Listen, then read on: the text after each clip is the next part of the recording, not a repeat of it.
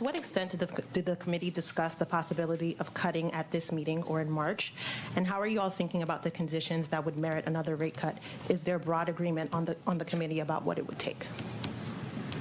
There was broad support on the committee for holding today. Broad, I would say, including among non-voters.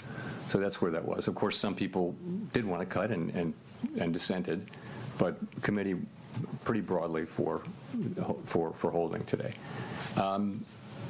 We're not trying to articulate a test for when to next cut or whether to cut at the next meeting. What we're saying is we're well positioned as we make decisions meeting by meeting, looking at the incoming data, evolving outlook, and all that. And we're in a position where we still have some tension between employment and inflation, but it's less than it was. I think that the upside risks to inflation and the downside risks to employment have probably both diminished a bit. So we'll be looking at that. It's about how you weigh the risks to the two goals and how big those, and quantify them. And so there are different views on the committee, and we'll find our way forward as the data evolve.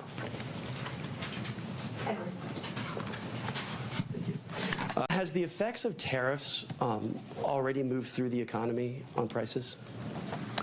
A lot of it has. So basically, there are many different estimates, and they're all highly uncertain. But most of the overrun in goods prices is from tariffs. And that's actually good news, because if it weren't from tariffs, it might mean it's from demand, and that's a harder problem to solve. We do think tariffs are likely to move through and be a one-time price increase. So most of the overshoot, if you were to take that out, inflation,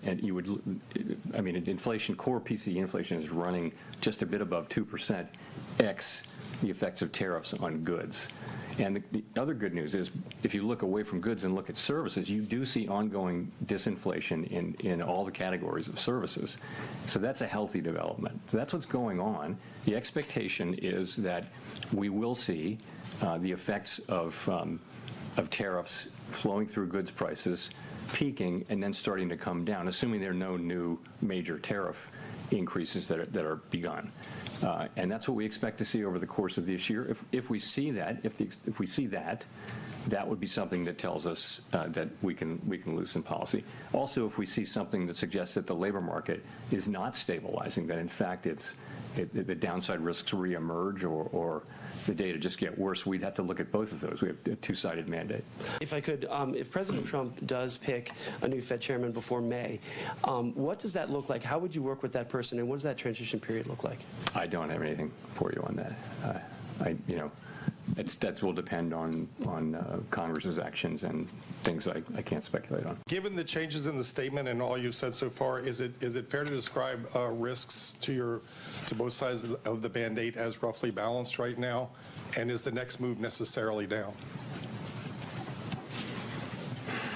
I'd say that the upside risks to inflation and the downside risks to employment have diminished, but they still exist. So there's still some tension between the mandates. Are they fully in balance? Hard to say. And we think our policy's in a good place. I've just discussed reasons why we might change our policy. We'll just have to see how the data lead us.